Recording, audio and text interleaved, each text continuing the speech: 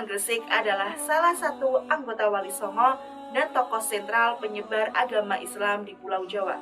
Sunan Gresik merupakan wali pertama yang menyebarkan agama Islam di Pulau Jawa.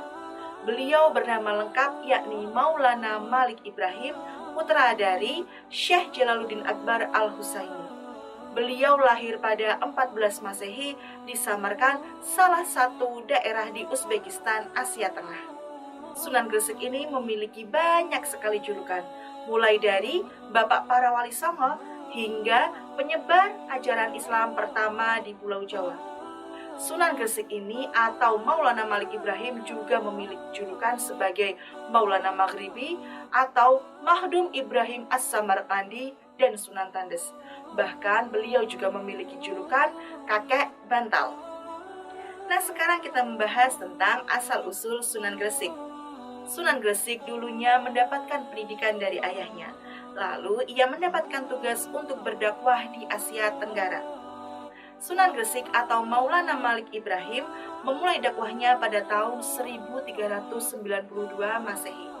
Ia memilih desa Leran di Gresik sebagai tempat berdakwahnya. Hal itulah yang membuat ia disebut sebagai Sunan Gresik. Tetapi sebelum ia menginjakkan kaki di tanah Jawa, ia lebih dulu tinggal di Campa selama 13 tahun dan memiliki istri putri Raja Campa. Beliau atau Sunan Gresik ini berdakwah selama 40 tahun.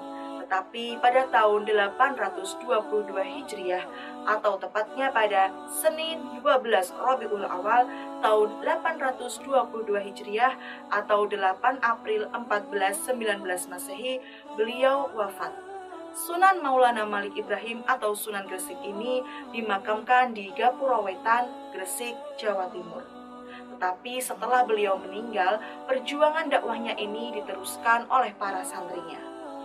Yang kedua, peninggalan sejarah Sunan Gresik. Selama proses penyebaran agama Islam, Sunan Gresik membangun beberapa peninggalan seperti tempat ibadah dan pendidikan sebagai pusat dakwahnya. Berikut ini adalah beberapa peninggalan bersejarah dari Sunan Gresik. Yang pertama yaitu Masjid Pasucinan.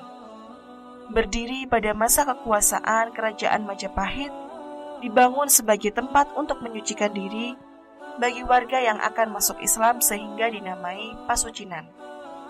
Masjid yang dinamakan dengan nama Masjid Pasucinan hingga saat ini masih tetap berdiri dan menjadi masjid tertua di Pulau Jawa. Yang kedua yaitu Sumur Pasucinan. Sumur ini berada di dalam Masjid Pasucinan. Yang ketiga, batu arsenik raksasa terletak di depan Masjid Pasucinan.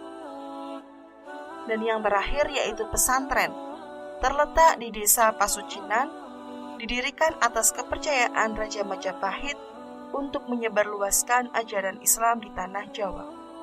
Sekarang kita belajar tentang peran Sunan Gresik dalam menyebarkan agama Islam.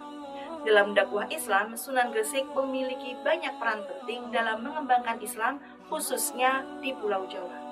Nah, berikut ini adalah beberapa peran penting dari Sunan Gresik. Yang pertama yaitu Sunan Gresik mengajarkan syariat Islam kepada masyarakat. Pada awal kedatangan Sunan Gresik di Pulau Jawa, beliau mendapati bahwa banyak sekali masyarakat yang melakukan ritual yang bertentangan dengan syariat Islam. Contohnya seperti menumbalkan seseorang ketika kemarau panjang agar mendapatkan turun hujan. Melihat hal tersebut, Sunan Gresik pun mengajarkan cara berdoa kepada Allah Subhanahu wa Ta'ala untuk meminta hujan turun. Kemudian Sunan Gresik bersama murid-muridnya melakukan sholat istisqa untuk meminta hujan turun. Setelah melakukan sholat istisqa, kemudian hujan turun dengan derasnya. Masyarakat pun sangat gembira.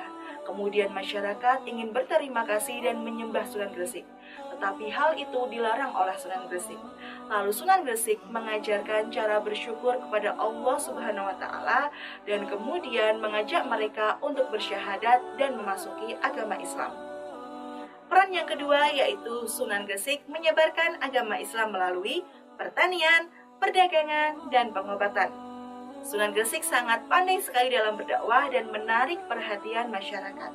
Misalnya seperti Sunan Gresik membantu masyarakat untuk menyelesaikan masalahnya. Contohnya yakni Sunan Gresik mengajarkan pengairan ataupun irigasi kepada penduduk agar penduduk mendapatkan lahan yang cukup air. Selain itu, Sunan Gresik juga menggunakan cara melalui pengobatan untuk menarik perhatian masyarakat.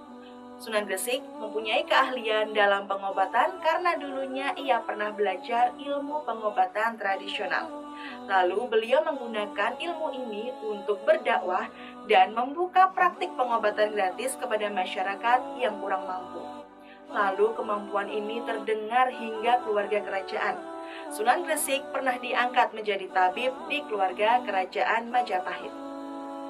Sunan Gresik juga menyebarkan agama Islam melalui perdagangan. Beliau berdagang di pelabuhan.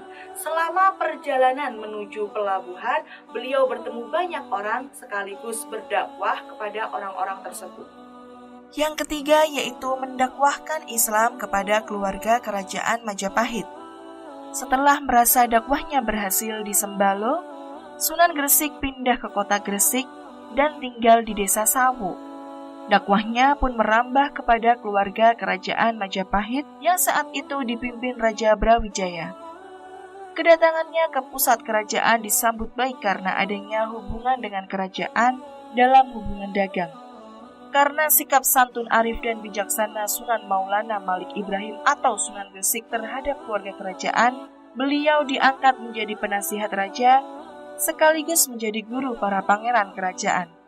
Dakwah Sunan Gresik kepada keluarga Raja Majapahit dibuktikan dengan adanya tulisan yang terukir dalam bahasa Arab yang menjelaskan kedudukannya dalam keluarga kerajaan. Yang keempat yaitu mendirikan pesantren. Seiring waktu, masyarakat Gresik semakin tertarik memeluk Islam karena sosok Maulana Malik Ibrahim atau Sunan Gresik yang santun, dermawan, dan toleran. Kondisi ini mendorong beliau untuk membangun Masjid Pesucinan atau yang kini dikenal dengan nama Masjid Maulana Malik Ibrahim di Desa Leran, Kecamatan Manyar, wilayah pesisir utara Gresik.